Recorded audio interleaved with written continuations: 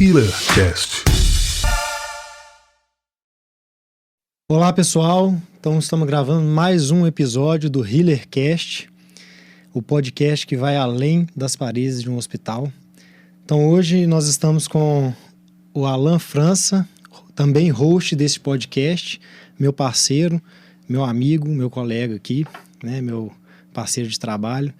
Alan França é residente em neurocirurgia, ele está no último ano de neurocirurgia, no R5, são 5 anos de residência. Ele está na residência do Hospital Socor, em Belo Horizonte, em parceria com o Hospital Luxemburgo e também com o Hospital de Lomberes, né? Alan, então, para iniciar, suas redes sociais aí é dr.alanfrança, né? Isso. No Instagram e @healer.cash, que é o nosso Instagram do HealerCast. Então, Alan, vamos começar. Quero que você fale um pouquinho de você, quem é você, de fato, né? Um resumo aí. E depois eu queria que você falasse um pouco de como foi a escolha de fazer medicina, né? E como que foi a época do vestibular. Fala, pessoal. É um enorme prazer em mais um episódio do HealerCast. E principalmente hoje, né? Que agora como entrevistado, tá aqui do outro lado. Muito bacana. Mas, Bernardo, contando um pouco da minha história, né, cara? Eu sou petrolinense, nasci numa cidade no interior do estado de Pernambuco. É até engraçado que quem nasce em Petrolina tem um amor enorme pela minha cidade. Eu tenho muito orgulho de falar que eu nasci de lá. E acho que todo petrolinense tem muito disso. Se acha por ter nascido nessa cidade, que é uma cidade muito bacana. E morei lá até os meus 17 anos, cara. Assim, foi onde eu estudei boa parte da minha vida no mesmo colégio. E onde eu fiz várias amizades que continuam até hoje. E você me perguntou de onde que surgiu essa ideia de fazer medicina. É interessante que pode parecer até meio clichê, sabe, esse negócio, porque a galera fala assim, meu sonho sempre foi ser médico, né? Tem muitas pessoas que falam isso. E na realidade, assim, não é que foi meu sonho sempre ser médico, mas eu sempre falei, na realidade. Eu já nasci meio que, não sei de onde que surgiu isso, mas eu sempre falei muito, não, quando eu crescer eu quero ser médico. E não teve muita influência, assim, dos meus pais. Eu não tenho nenhum médico na minha família. Não tinha até então, né? Agora tem um primo meu que está se formando. Mas... Na verdade, você foi o primeiro médico. Exatamente. Até então não tinha nenhum médico na família, então não teve influência dentro de casa.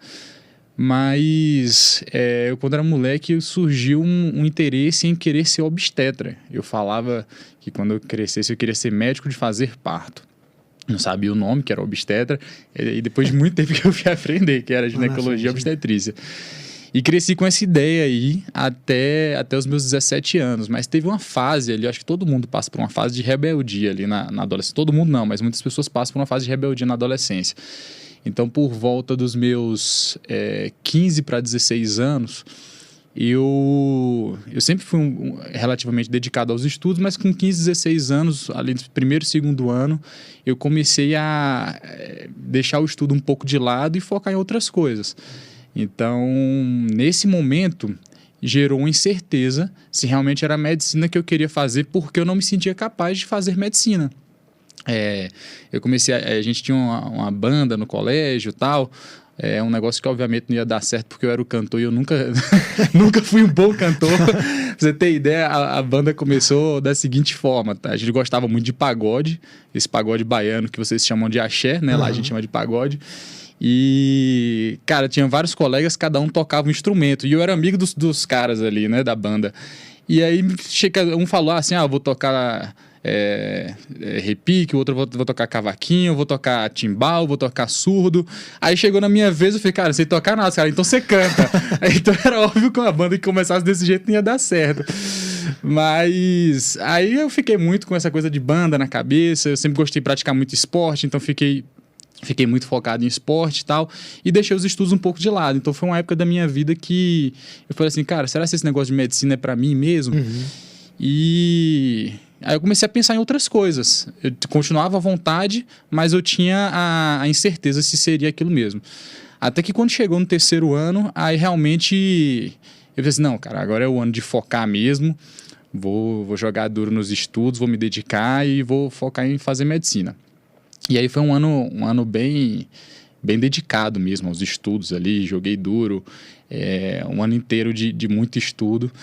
E só que, em compensação, é até uma coisa que Eu já comentei algumas vezes na palestra do Grupo Cérebro, que no terceiro ano eu estava muito dedicado, porém com pouquíssima técnica, sabe? Foi um ano que assim, eu queria estudar tudo, mas em compensação eu não tinha uma técnica adequada de estudo.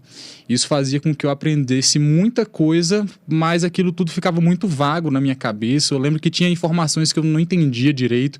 Eu lembro que uma coisa interessante que aconteceu no terceiro ano foi... Eu entendia coisas complexas de, sei lá, de química e de física, mas coisas básicas eu tinha dificuldade de entender. Eu lembro que eu tive uma dificuldade absurda de entender o que era um mol. Uma coisa assim muito básica na química. E eu, cara, bicho, eu tô indo fazer a prova, eu sabia coisas muito complexas, mas por não ter utilizado técnicas adequadas, eu me prejudiquei nisso daí. Entendi. E acabou que no terceiro ano eu tomei pau, não passei no vestibular. E aí foi o ano que eu, assim, talvez um dos anos mais importantes da minha vida, porque foi o ano que eu resolvi mudar de Petrolina, a cidade onde eu cresci, passei minha vida toda ali, resolvi mudar e ir para Salvador para estudar e fazer cursinho lá. E aí foi quando, de fato, eu comecei a me interessar pela técnica de estudo, né? Me interessar por... que eu percebi que eu tinha estudado da forma errada, a sensação que eu tinha estudado e feito uma pirâmide invertida, onde a base estava muito estreita e o topo estava cheio de informações, mas essas informações elas estavam instáveis por não ter uma base muito boa. Não era culpa do colégio, não era culpa dos cursinhos que eu tinha feito em Petrolina, era uma culpa realmente minha mesmo, porque eu não tinha utilizado técnicas corretas. Eu focava em coisas complexas e esquecia de estudar o básico, que eu acho que é um erro comum em muitos estudantes. Quer aprender lá o que é mais difícil, o que é mais complexo, mas se esquece de ir ali, ó, equação do primeiro grau, coisas simples, para formar uma base sólida. E quando eu mudei para Salvador, saí de Petrolina, fui para Salvador, eu coloquei uma coisa na minha cabeça, que eu ia focar em formar uma base muito sólida de conhecimento para eu conseguir ingressar na faculdade de medicina. E aí, quando comecei a utilizar, me interessar por algumas técnicas de estudo e comecei a utilizar técnicas adequadas. E aí, assim, o resultado foi certeiro, porque era bem perceptível, sabe? Quando eu fazia a prova de vestibular, eu sabia a prova que eu ia bem, a prova que eu ia mal, porque eu realmente já tinha um discernimento maior ali do que estava acontecendo, do que eu estava estudando, do que eu estava aprendendo, do que eu não sabia, o que eu sabia. Então, foi muito positivo esse ano que eu tive em Salvador, de um ano de cursinho. Eu falo que foi um ano que eu amadureci 5 anos da minha vida, em todos os sentidos, né? Comecei a morar sozinho, na época eu morava com minha irmã, que já morava lá em Salvador, mas eu amadureci muito minha mentalidade, como eu estudava, como eu entendi, qual era a minha percepção de mundo, qual era a minha visão do que eu fazia, do que eu queria para minha vida, do que eu queria para o meu futuro. Então, é algo até interessante, que algumas pessoas acham ruim essa coisa de não passar direto em medicina, mas eu achei uma coisa muito positiva. Para mim, foi um ano de muito amadurecimento. Então, daí surgiu a ideia de fazer medicina, foi nesse processo aí. Que veio. E aí, nesse ano de cursinho, você passou em medicina? Passei, cara. Eu passei em algumas instituições, entre elas eu escolhi ficar, eu já estava em Salvador, escolhi ficar lá na Escola Baiana de Medicina. Foi lá que você fez os 6 anos de medicina. Exatamente. E aí a gente chega num outro ponto, assim, que é sair de casa, né? Sair de casa, assim, um pouco imaturo, vamos dizer, né? Sem dúvidas. Assim, com a maturidade ainda não tão assentada e tudo, mas foi morar fora e aí teve que amadurecer, né? Longe de casa, longe da família, né? Você falou que estava perto da sua irmã, na verdade, né? Exato. E aí vieram responsabilidades, né? Saber lidar com várias coisas, né? E como é que foi esse processo, assim? Você morou longe, teve ajuda, morou sozinho, morou em república com alguém? Como é que era para pagar a conta? Questão de saber lidar com o dinheiro, que ali antes o milagre acontecia, né? Você estava em casa com os pais, a roupa suja, ela parecia limpa de repente, né? De repente aparecia comida em casa, né? A gente fala que é um milagre que acontece, né? Depois que a gente vai morar sozinho, a gente vê que milagre não estava acontecendo. Na verdade, era alguém que estava fazendo tudo pra gente, né? Exatamente, você falou isso aí, eu lembrei muito disso, caiu muito minha ficha da roupa suja, eu sempre fui, hoje eu sou um pouquinho menos, a Gabi ainda reclama, mas eu era muito bagunceiro, e essa coisa de deixar a roupa num lugar e voltar e não tá mais, foi muito perceptível quando eu mudei para Salvador isso, mas foi de um amadurecimento, como eu falei, assim, esse ano de cursinho lá foi de um amadurecimento absurdo na minha vida, assim. Primeiro porque eu comecei a assumir algumas responsabilidades que antes eu não tinha.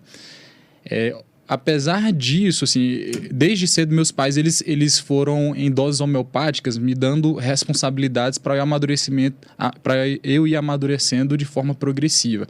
Então o choque não foi tão grande, mas é óbvio que quando eu cheguei lá, assim, deu um pulo, né, de responsabilidades. E esse pulo de responsabilidades, ele foi equilibrado pela presença da minha irmã. Porque apesar de eu ter que assumir muitas responsabilidades, responsabilidade de morar sozinho, responsabilidade de assumir compromissos e de ter que lidar com uma casa, de organização, em compensação eu tinha minha irmã ali do lado, que eu não sei se você acredita muito nessa coisa de signo, mas ela é virginiana. E, cara, o virginiano é uma pessoa que é extremamente organizada. Então, eu tinha um general ali do meu lado. Então, morava você e ela? Morava eu e ela. Eu tinha um general ali do meu lado, ditando as regras da casa. E isso foi bom. Foi motivo de muita briga, mas foi bom. Foi amadureci demais com ela. Quanto às finanças, tem até algo muito interessante assim, que aconteceu nesse processo. Porque realmente, assim, quando eu estava lá com os meus pais, eu tinha mais facilidades, né, de lidar com o dinheiro, porque era uma coisa meio que... Eles sempre administraram o dinheiro com mesada, mas você tem uma percepção menor de gastos, né? E quando eu fui morar sozinho, meus pais me deram mais responsabilidades financeiras. Eu acho que isso foi muito bom. Faltou talvez um pouco da minha parte interesse em entender mais sobre finanças naquela época, que eu acho que eu teria administrado muito melhor isso. Porque o que é que meus pais fizeram? Eles me deram um valor, eles passavam um valor mensal para eu pagar meus custos, e eles colocaram um determinado valor na minha poupança, e esse rendimento da poupança, era uma época que a poupança rendia muito bem, esse rendimento da poupança ele complementava essa mesada. E eu fico analisando quanto que eu não soube administrar bem esse rendimento da poupança ali para fazer com que os juros compostos trabalhassem para mim. Depois de muito tempo eu percebi que eu poderia ter aproveitado melhor essa oportunidade se eu tivesse maior inteligência financeira naquela época. É óbvio que na época eu estava com 17 anos, mudei para lá, ainda era menor de idade, acho que eu estava fazendo 18 anos, então é uma coisa comum daquela idade. Mas fica até uma reflexão que eu acho que quanto mais precoce você estimular a inteligência financeira nos jovens de hoje, melhor e mais rapidamente eles vão conseguir administrar o dinheiro e aproveitar os resultados disso, colher os frutos disso, né? Isso mesmo. E a gente até citou, né, em um outro podcast nosso essa questão, né, de finanças dentro das universidades, assim, né? Sim.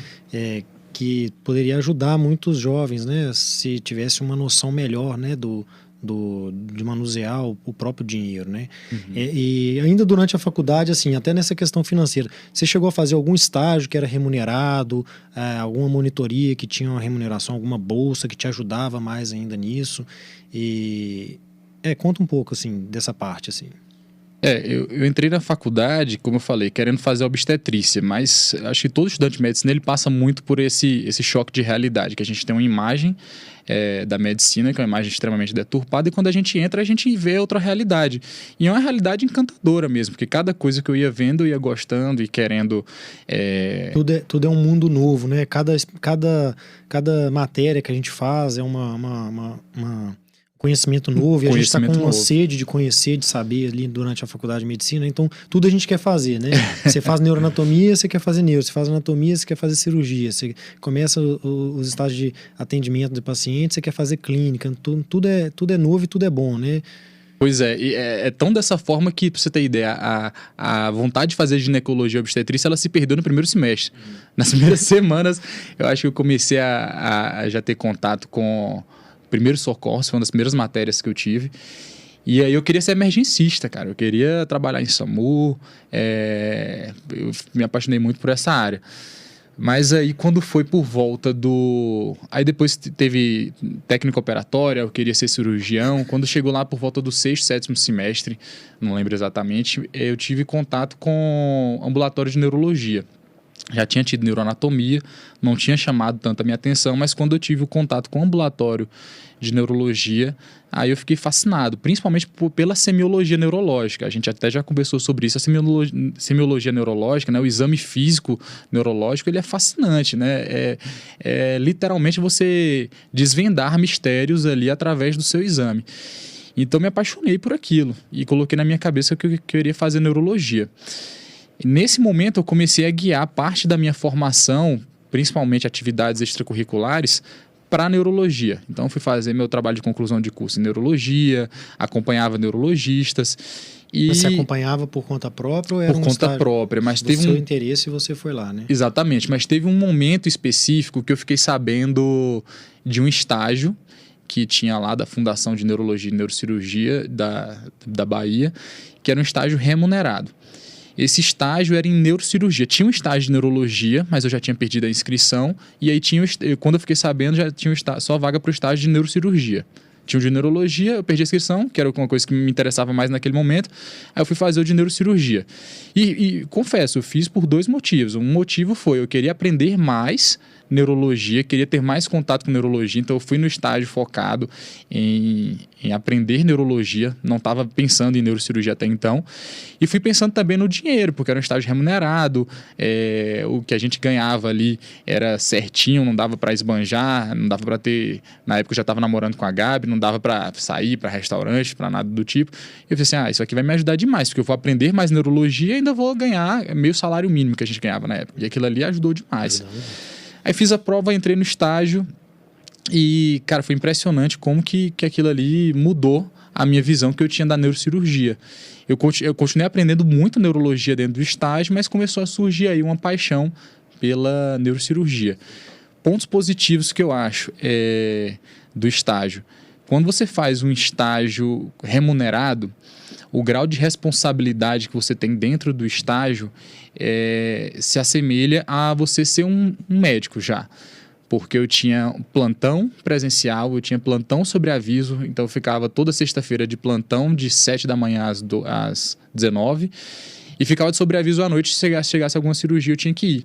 Então aquilo ali começou a já me dar uma visão de como que era a vida de um médico. Porque até então, isso eu estava no 8º semestre, até então eu não tinha muita noção de como que era, não tinha entrado no internato ainda, então não sabia como que era essa rotina de um médico.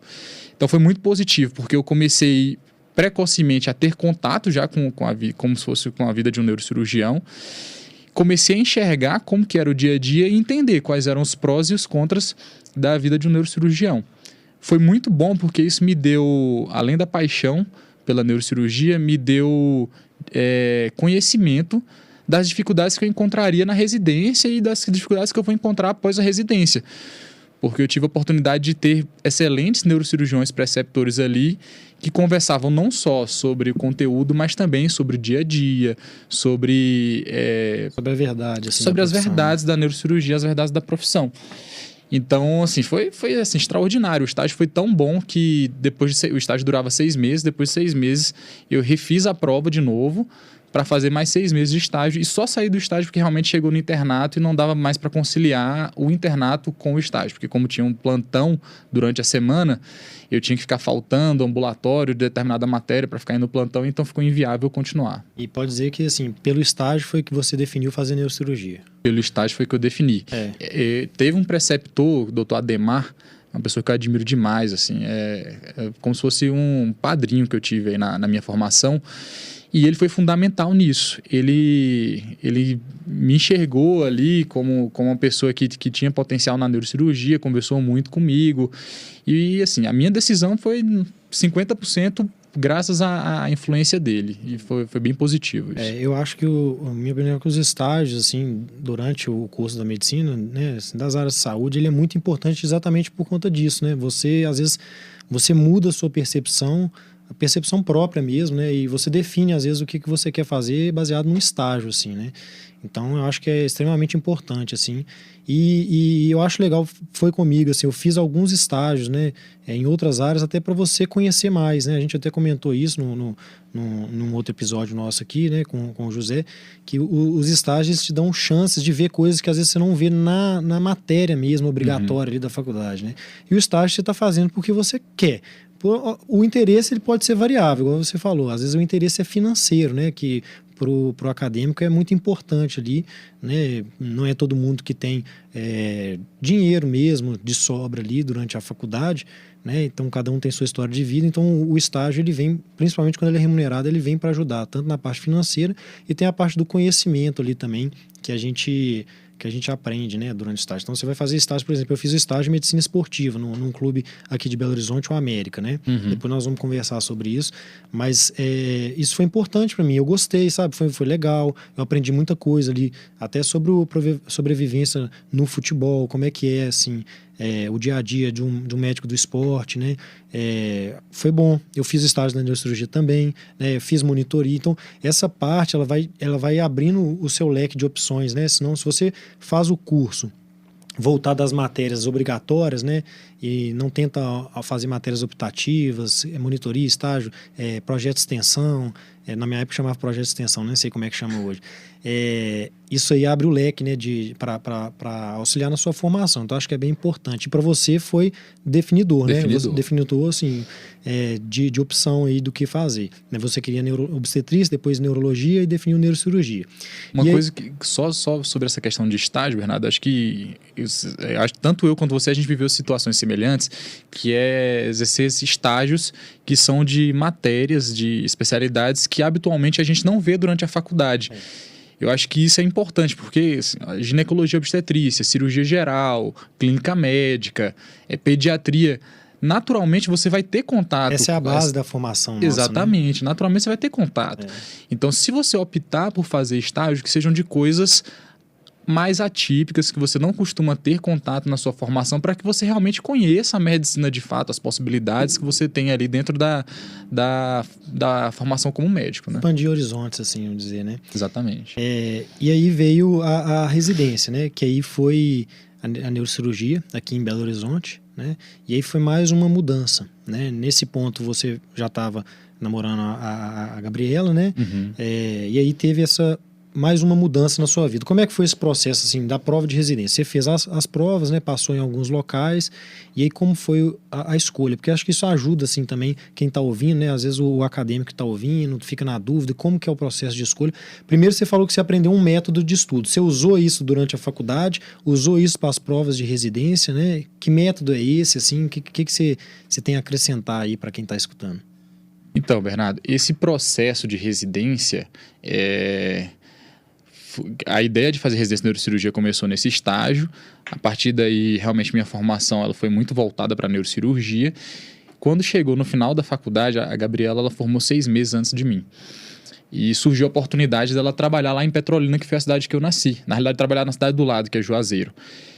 E aí eu fiz, Gabi, vai para Juazeiro, porque eu estou planejando de fazer um estágio em neurocirurgia, porque no último semestre de faculdade a gente tinha a opção de fazer um estágio na matéria que você bem quisesse. É até uma coisa interessante na formação, porque dá exatamente essa possibilidade de você escolher áreas diferentes da que você habitualmente vê na formação. Então eu planejei de fazer esse estágio final em Petrolina na neurocirurgia com a equipe de lá. E aí casou bem, casou muito perfeito, porque a Gabriela ela foi chamada para um emprego em Juazeiro e no mesmo período eu fui para Petrolina fazer esse estágio de neurocirurgia, que foi meu último semestre de faculdade. E lá, nesses últimos 6 meses, eu também tive a oportunidade de conhecer excelentes neurocirurgiões que me orientaram nesse processo de decisão do que fazer durante a residência. Dr. Zé Carlos, sem dúvida, foi fundamental nesse processo, me orientou muito. E uma outra pessoa foi um neurocirurgião, que na época eu não tive nem contato pessoal com ele, mas a gente conversou mais pelo WhatsApp, que ele estava chegando na cidade, eu mandei mensagem para ele para acompanhar com algumas cirurgias, que foi o Alexandre, que foi um residente daqui do serviço do Socorro, que eu sou residente atualmente. Então eu estava escolhendo alguns locais de prova.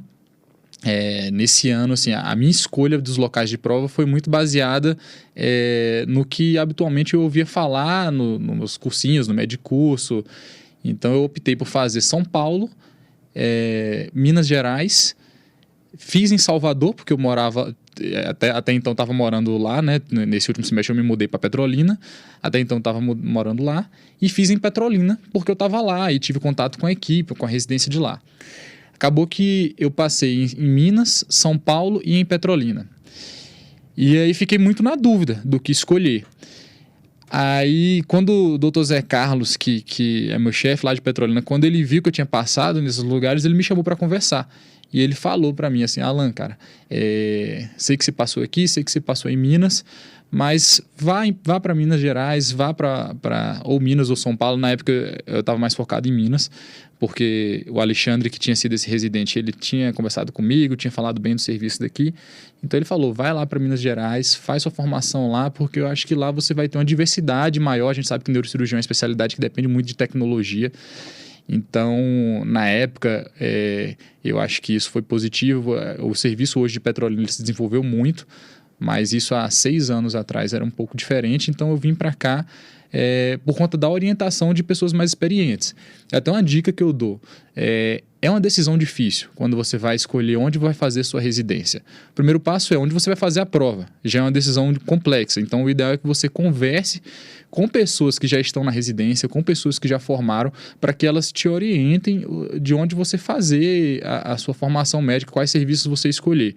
O ideal é que quando você for escolher o serviço, a depender da especialidade, você já imagine o seu futuro, que foi isso que eu fiz. Eu conversei com o Alexandre, ele falou assim, cara, o que é que você gosta dentro da neurocirurgia? E aí eu conversei algumas coisas com ele, e ele falou assim, o serviço do Socó é um serviço que você tem uma formação muito boa na subespecialidade de coluna. Então, se você tem interesse nisso, vai para lá que você vai ter uma formação legal. Então, eu acho que quando você vai escolher os locais de prova, você já deve pensar no futuro. E quando você tem que escolher onde você vai ficar, acho que conversa com quem já formou naquele local, conversa com quem é mais experiente, conversa às vezes com, por exemplo, o Dr. Zé Carlos, ele conversou com os chefes daqui, pedindo orientação, pedindo indicação. O Dr. Ademar, que foi quem me indicou, eu tinha passado em 2 serviços aqui em Minas Gerais, ele foi quem falou assim, Alan, vai para tal lugar em vez de tal lugar, porque eu conversei com o Ademar, tinha formado aqui em Minas também, na Santa Casa. Então, ele que me deu um pouco desse norte aí, sabe? Porque, realmente, a gente que é de fora ali, que está chegando, a gente entra muito perdido nisso. É importante, né? Isso, né? Assim, e isso demanda muito também um certo interesse do próprio acadêmico que está finalizando, né? Então, assim, o próprio médico recém-formado ali também, né? Que é buscar as suas opções, né? Não pode ficar esperando as coisas cair no colo ali, né? E cair de mão beijada, olha, surgiu, vou fazer prova aqui e eu vou descobrir as coisas lá. Acho que é um processo mais doloroso. A residência já é um processo difícil, né? Nós vamos conversar aqui. Então, é importante você, igual você falou, buscar entender como que é a cidade, né? Que isso influencia. Se a cidade tem opções de lazer, a cidade não tem opções de lazer, é perto da família, é longe da família. Se é longe da família, é fácil pegar um avião para chegar, ou um ônibus, ou pegar um carro para chegar perto da família, não é? Isso conta, né? A relação entre residentes, como é que ela é? Ela é boa, ela é ruim? Mas a relação como residente às vezes é difícil da gente descobrir, porque ninguém vai falar de fato que dentro do serviço todo mundo é brigado, né? Mas claro que não dá para fazer isso com todos os locais que você vai fazer prova, mas em alguns locais você pode visitar. E essa percepção a gente consegue ter, né, do ambiente quando a gente vai visitar. Então, eu sou, assim, vou falar Belo Horizonte, né? Eu sou de Belo Horizonte. Eu tenho interesse de fazer ginecologia e obstetrícia em tais hospitais, vou buscar conhecer alguém que está lá, vou tentar acompanhar um dia ou outro, vou ver, eu vejo como é que é a relação entre profissionais dentro do hospital. Isso é de extrema importância, né? A residência ela fica muito mais leve quando o ambiente do hospital ele também é mais leve, quando ele é favorável a isso, porque a residência médica ela é um meio hostil, né? É um meio de pressão. O residente é um médico já, né? Para quem não sabe, residente ele já é médico, né? Ele é um médico em subformação, vamos dizer assim, né? Ele está aumentando mais ainda a carga de conhecimento durante a residência. Então, é um meio extremamente hostil, é pressão, é carga horária de trabalho alta, né? Tudo isso. E aí, como que foi conviver com essa pressão? Como é que foi sua relação com preceptores, né? Tem que falar bem porque eu vou ser preceptor, tô brincando. Mas assim, como é que foi a relação entre preceptores, com preceptores e com residentes, e com uma dica assim para ter uma boa convivência, né? E até porque a boa convivência ela melhora o aprendizado, né? Você tá de bem ali com todo mundo, você tem mais estímulo. Se você tá brigado com seu colega de residência, às vezes você vai ficar mais desestimulado a aprender. Conta aí como é que foi esse processo durante a residência, né? Uma coisa que me deixou tranquilo foi quando eu fiz exatamente essa visita que você falou. E quando eu vim visitar o serviço, dos 5 residentes que estavam ali, 4 eram nordestinos. Então eu já falei assim, opa, eu tô em casa aqui. Mas acabou que depois eu tive uma boa convivência com o mineiro enfim, isso daí foi só um detalhe. Mas de fato aquilo me tranquilizou no primeiro contato. Mas na residência, realmente, o ideal é que você entenda muito qual que é o contexto dos residentes.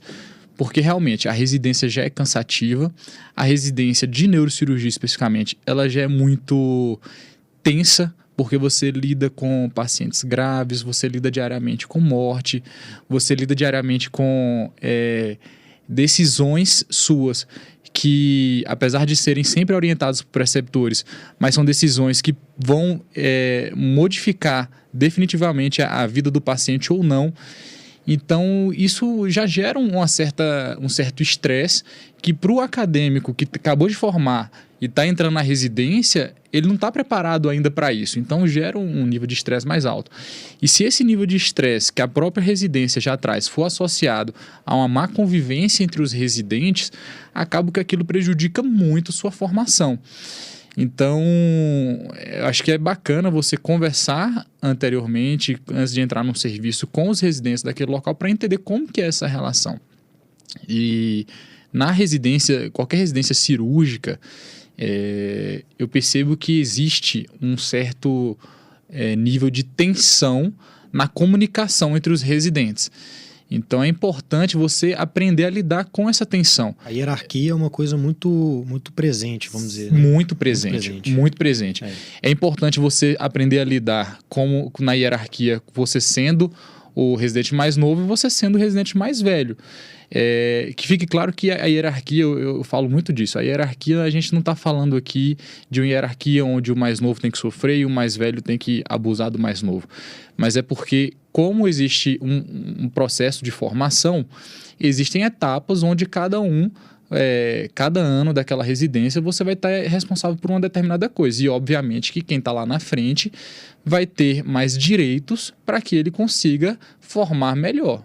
Então, você saber lidar com isso faz parte do aprendizado da residência e realmente, se você não tem uma boa relação com o seu residente, você não tem uma relação amigável, às vezes você tem dificuldade de entender essa hierarquia. Então, a sugestão que eu dou durante a residência é você procurar fazer atividades, a gente sempre tentou fazer isso, né? Fazer atividades fora da residência, porque por mais que tenha sido um dia estressante, por exemplo, digamos, eu e você somos residentes, então a gente está ali, você me cobrou de uma determinada coisa, porque o residente mais velho, ele cobra do mais novo para que ele possa aprender. Então, se o residente mais novo, ele não organiza o serviço, automaticamente aquilo prejudica o residente mais velho. É uma cadeia de processos, né? Exatamente, aquilo prejudica o residente mais velho porque ele não vai poder usufruir daquela organização para o aprendizado dele. Então, para amenizar isso, uma coisa que eu sugiro é que a gente tenha atividades fora da neurocirurgia com um grupo de residente, para que, apesar de ter sido um dia tenso, um dia onde um alterou a voz com o outro, um dia onde rolou um determinado estresse, porque realmente é normal esse estresse, infelizmente, é interessante você ter uma atividade fora da neurocirurgia, fora da residência, para que você consiga meio que amenizar aquilo ali, ou até mesmo apagar todo aquele estresse, todo aquele desentendimento e partir para um dia seguinte. Então, uma coisa que foi muito legal na minha residência foi que, assim, a gente com frequência terminava a cirurgia mais tarde, a gente ia numa lanchonete, comer, bater um papo, ou então a gente no próprio bloco cirúrgico mesmo, a gente tinha uma relação legal, uma relação de brincadeira mesmo. Os próprios preceptores também sempre trouxeram no meu serviço, sempre trouxeram essa relação amigável, não tinha um clima muito tenso. Isso fez com que a tensão da residência fosse muitas vezes amenizada e eu conseguisse levar esses 5 anos com tranquilidade. É óbvio que assim, tiveram momentos que naturalmente foram momentos de tensão na residência, mas essa boa relação entre os residentes, sem dúvidas, foi de extrema importância. Eu acho que a boa relação, ela aumenta até o senso de trabalho em equipe, né? Dentro da medicina, não existe trabalhar sozinho, né? Bom, eu penso assim, o médico que trabalha sozinho, que ele não quer trabalhar em equipe, ele sai muito prejudicado e o paciente também sai prejudicado nisso, né? A boa relação ali, ela aumenta, né? Assim, você ter uma boa relação com o seu residente, ele fica mais estimulado a correr atrás de um exame para definir se vai ter que fazer uma conduta ou não. Você tem uma boa relação com outras especialidades, com o anestesista, com o clínico, com o cirurgião, né? Com o enfermeiro, com o fisioterapeuta. Isso tudo ajuda, né? Em prol do paciente, porque infelizmente nós somos seres humanos, né? Então, se eu tenho uma má relação, isso influencia infelizmente no paciente, né? Uma coisa que as pessoas acham que não, mas influencia, porque às vezes o grau de estímulo que o outro colega vai ter para resolver uma certa pendência, ele é menor, né? Isso acontece na prática, né? Acontece assim, nossa, mas como que isso pode acontecer? Acontece, igual qualquer outra área, né? Então, se eu estou te tratando muito mal, o seu empenho de ir lá cobrar um exame para mim, ele é menor, né? Então, o seu estímulo, tudo isso, e cai num outro quadro também, que cada ser humano ele reage de um jeito à pressão, né? A residência ela é um meio de pressão. Tem hora para começar, tem hora para acabar, mas ali, vamos falar de neurocirurgia, são 5 anos de muita pressão, né? Então, ter isso é muito importante. Eu tive também com meus colegas de residência, meus amigos, né? Hoje em dia, a gente saía, tomava uma cerveja ali, né? Espairecia, comia alguma coisa, fazia um churrasco. Isso é muito importante, né? Uma dica aí para quem tá chegando e até para as residências multiprofissionais também, né? Você ter a boa relação ali, ter uma relação de amizade, porque depois que você acabar ali a residência, você tem 2 opções, né? Você tem uma boa convivência com quem você teve ali longos anos de trabalho conjunto, ou você vai para um lado, ele vai para o outro, e aí nunca mais conversa, né? Acho que esse é o pior cenário, eu acho, né? Então é bem legal ter uma boa relação com os preceptores também, né? Como a gente falou em outro podcast, eu sou seu preceptor hoje. Amanhã eu sou seu colega de profissão, depois de amanhã você é meu coordenador, né? Então isso acontece, e acontece mesmo, né? Aconteceu na prática comigo, por exemplo, né? Comigo, com meu companheiro lá, o Orlandil, né? Aconteceu com a gente lá dentro do hospital isso. Então é importante ter essa boa relação. E aí a gente vem para um outro tema, assim, né? Que é o quadro aí de ansiedade, depressão dentro da nossa profissão, né? Síndrome de burnout. Você vivenciou isso? Se você não vivenciou, você teve presente em colegas ali dentro da residência que vivenciaram? O que você acha que tem que mudar no nosso processo de formação, tanto acadêmico quanto da residência médica? Bernardo, ansiedade, sem dúvidas. Acho que ansiedade e burnout foram coisas que aconteceram alguns momentos durante a residência. No meu R1, no seu primeiro ano, essa transição de realidade, de vida, de estilo de vida, foi muito impactante. Então, isso associado à ausência da família, como eu falei, em Salvador eu morei com minha irmã, mas nos 2 últimos anos de faculdade, a minha irmã voltou para Petrolina e eu fiquei morando sozinho. Só que apesar de eu estar morando sozinho em Salvador, a Gabi estava lá, então eu tinha a presença dela quase que diária ali. A gente estava na faculdade, a gente se via na faculdade todos os dias e direto a gente estava junto, fora da faculdade. Então eu tinha uma companhia. E por Petrolina ser mais próximo de Salvador, eu frequentemente ia visitar meus pais em Salvador, meus pais iam me visitar eu ia visitar meus pais em Petrolina, meus pais iam me visitar em Salvador. E quando eu mudei aqui para BH, uma das coisas que de cara eu senti falta foi da Gabi, porque era quem nesses 2 últimos anos de faculdade estavam ali do meu lado. De repente eu vim para cá, ela ficou em Salvador fazendo residência de pediatria. Então isso já de certa forma gerou uma certa tristeza mesmo. E associado a isso, enquanto que antigamente eu conseguia ver meus pais com a frequência de uma vez a cada 2 meses, às vezes eu via até todo mês, eu conseguia pelo menos um final de semana ir para Petrolina, eu passei a ver meus pais uma vez a cada 6 meses. A Gabi, a gente, assim, a muito custo, a gente conseguia se ver uma vez por mês, às vezes até de 21 em 21 dias. Então, essa falta da família, junto com esse estresse da residência que a gente já comentou, isso gerou em mim, no primeiro ano de residência, um transtorno de ansiedade. Não precisei iniciar tratamento, não fiz nenhum tipo de tratamento medicamentoso, mas eu senti que aquilo ali impactou, principalmente nos meus estudos, porque a residência acontecia durante o dia e quando eu chegava à noite que eu tinha que estudar, né, até para eu conseguir me dedicar à residência, né, entender o que é que eu vi naquele dia na residência, estudar, revisar os pacientes, revisar as doenças que eu tinha visto. Aprender com a prática, né? Aprender com a prática, e eu chegava em casa e eu não conseguia. Eu chegava em casa, eu estava mal, eu estava triste, eu chorava, eu ia dormir praticamente, ele só queria saber de dormir, o cansaço físico me vencia. Mas era um cansaço físico que estava muito mais relacionado a esse contexto do que ao cansaço por conta do trabalho. É tanto que quando eu comecei a reorganizar a minha vida, eu comecei apesar de estar trabalhando a mesma quantidade de tempo, eu conseguia já estudar melhor, conseguia me dedicar melhor à residência. E a forma como eu consegui me reorganizar foi voltando a fazer coisas que me davam prazer fora da medicina. E uma delas foi jogar tênis. No final da minha faculdade de medicina, eu comecei a praticar tênis e eu vi que eu estava numa situação que eu precisava fazer alguma coisa, fui lá, me inscrevi na aula de tênis e ia 2 vezes por semana. Na realidade, no começo eu ia 1 vez por semana.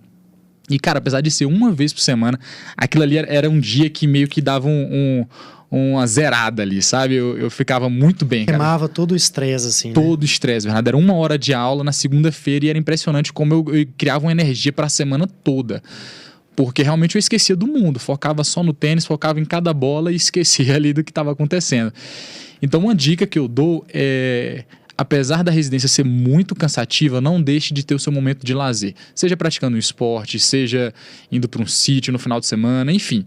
Mas não deixe de ter esse momento de lazer, porque você tem que ter essa válvula de escape. Exatamente. Tem que buscar as coisas que você gosta de fazer, né? Para quem tá nos escutando e nos assistindo. Isso é toda a profissão, né? Assim, a gente comentou isso no nosso primeiro episódio, né? Assim, a medicina ela tá dentro de nós, né? Assim, ela não é o todo, ela é uma parte só, né? Então a gente não pode transformar a nossa profissão como nossa vida inteira, né? Então é uma coisa que eu também deixei de fazer, que foi esporte, né? Então a gente precisa, acho que é uma sugestão muito válida isso, é praticar esporte, né? Isso assim melhora não só a saúde física, mas a mental mesmo, né?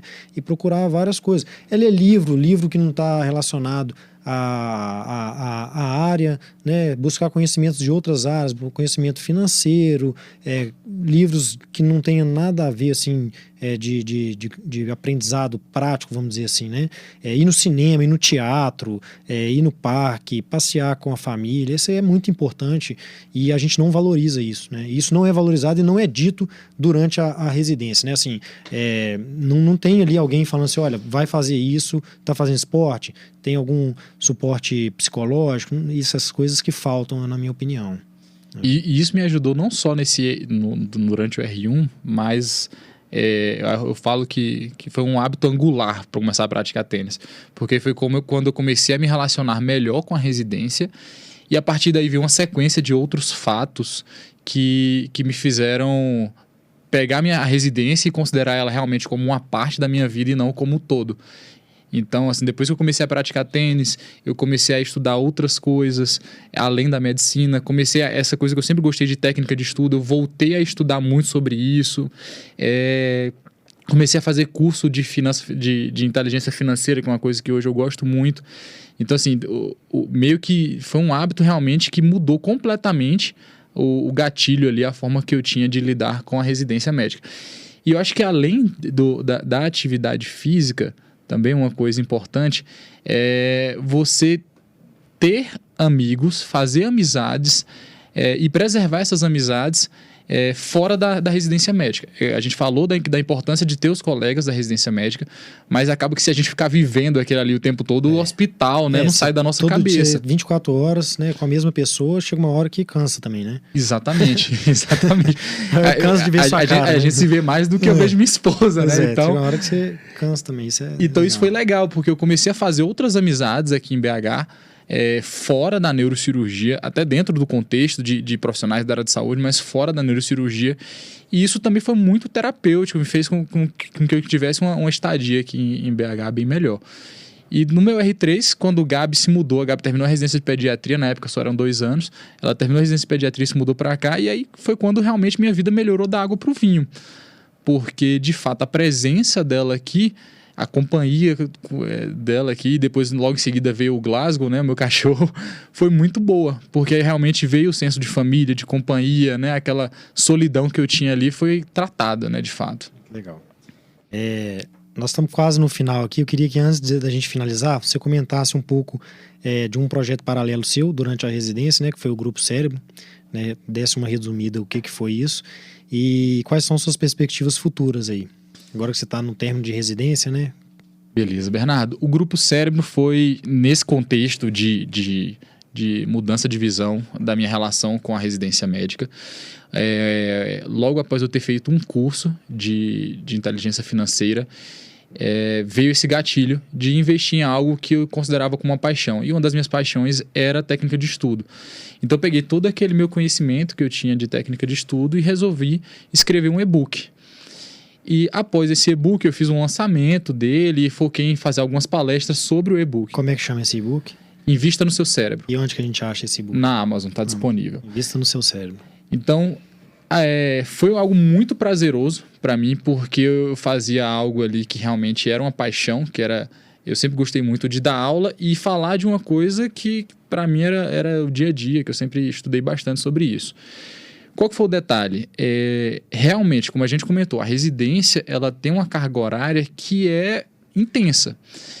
E eu foquei durante a metade do meu R2 e metade do meu R3 em tentar conciliar o Grupo Cérebro com a residência. Mas chegou um determinado momento do meu R3 que eu vi que aquela conciliação ela não estava perfeita. E eu tinha que tomar uma decisão. Ou eu continuava a residência ou eu continuava o Grupo Cérebro.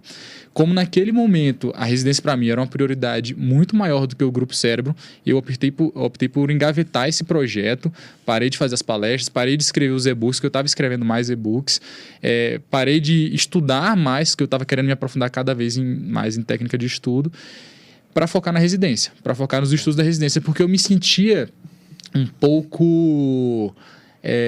enganado ali, porque eu falava de técnica de estudos, falava como que eu tinha que estudar, mas eu estava tão focado em estudar sobre isso que eu não conseguia aplicar essas técnicas estudando para residência. Então eu falei, cara, o que eu estou fazendo aqui não está certo. Eu não estou conseguindo fazer o skin the game ali, falar e executar, por conta de tempo. Não tinha tempo hábil para fazer isso. Então eu optei por engavetar esse projeto, que é um projeto que assim, eu ainda tenho isso aí dentro do meu coração e pretendo um dia desengavetar. E as perspectivas futuras, acho que a gente até já comentou aqui, eu estou terminando agora a residência em neurocirurgia, tive uma formação, acho que muito boa, graças aos meus preceptores. Existe um momento da nossa residência onde ocorre o intercâmbio residência do Socor com a de Lomberes. Apesar de eu ter falado que a residência do Socor é uma residência onde a gente já tem uma formação muito boa em coluna, mas esse intercâmbio com a de Lomberes faz com que a gente diversifique bem a nossa formação e se torne um neurocirurgião generalista ali. Então, a minha ideia é sair como neurocirurgião generalista e ir para Petrolina. Então, em fevereiro, né, falta pouco, eu vou estar me mudando para lá. Pretendo ingressar no grupo que já existe lá, que foi o mesmo grupo que me abriu portas para fazer o estágio 6 anos atrás. Eu sou muito grato a essa... A importância da boa relação, né? Exatamente. Né? E isso é muito legal, Bernardo, porque a gente, quando é acadêmico, a gente não tem noção disso. A gente está ali sem saber que aquilo ali já é uma vitrine na nossa vida. E é importante a gente orientar os acadêmicos sobre isso. Você começa a se expor desde o primeiro... Eu falo que até antes de você entrar na faculdade já é uma vitrine. Então, tudo que você faz, um dia você vai colher os frutos daquilo. A forma como você age, né, durante a faculdade, ela é vista pelos professores ou os preceptores ali, né? Então isso é importante, né? Você não achar que, não, eu sou acadêmico, eu posso fazer isso, eu não tenho responsabilidade, quando eu fizer residência aí eu vou começar a ter. Não é. Lógico, todo mundo pode mudar, né? Todo mundo muda. Mas é difícil quando você causa uma má impressão, quando você causa uma má primeira impressão, é difícil depois você mudar esse conceito, não é nem preconceito, é um conceito formado ali pela prática que a pessoa teve com você, né? Então, isso que você falou é muito importante aí, né? O acadêmico, ele tem que pensar ali no futuro, né? Então, o que eu posso já fazer aqui para já me projetar lá na frente, né? Isso é importante aí. E nós estamos chegando no final, né? Achei muito legal, né? Eu queria que antes de eu encerrar aqui, você desse uma mensagem final aí para os ouvintes, assim, para quem está chegando no mercado, né? Umas sugestões, uma palavra de estímulo, uma frase aí. Bernardo, como esse podcast foi muito voltado para a minha história, para a minha formação acadêmica, formação como residente, eu acho que a minha palavra vai ser voltada para o acadêmico de medicina. Eu acho que o que o acadêmico de medicina tem que ter em mente é que durante a formação dele, durante esses 6 anos de medicina, ele trate isso com responsabilidade, né? É óbvio que a faculdade é um momento de lazer também, tem que ter realmente momentos para você descansar, porque a faculdade também não é fácil, mas trate com responsabilidade e aproveite cada momento da sua formação, porque eles vão ser definidores na sua vida. Hoje, terminando a minha residência, eu vejo que muito do que eu estou colhendo hoje foi fruto de decisões certas que eu tomei durante a faculdade. Então, não perca a oportunidade de, durante sua formação, você acompanhar bons profissionais, você fazer boas escolhas, porque isso vai ser definidor na sua vida. Muito bom. Então, só a gente reafirmando aqui, onde que a gente te encontra em redes sociais? Meu Instagram, dr.alan com 2 L's França, e também no HealerCast, healer.cast, aí a gente está cada dia postando mais insights lá. Beleza, muito obrigado. Eu acho que esse podcast é importante porque a gente está aqui falando, né, para as outras pessoas, mas as pessoas ainda não sabem muito da nossa história, né, Alan? Então a gente quis trazer aqui um pouco da sua história, depois nós vamos trazer um pouco da minha história. Também é importante para as pessoas entenderem como é que a gente chegou até aqui, né? Como é que a gente chegou até aqui. Então eu sou o Bernardo Aramuni, vocês me encontram no Instagram dr.bernardoaramuni, no LinkedIn Bernardo Aramuni e no Instagram também do grupo HealerCast, que é o @healer.cast. Muito obrigado para quem permaneceu aí até o final, um grande abraço e até a próxima.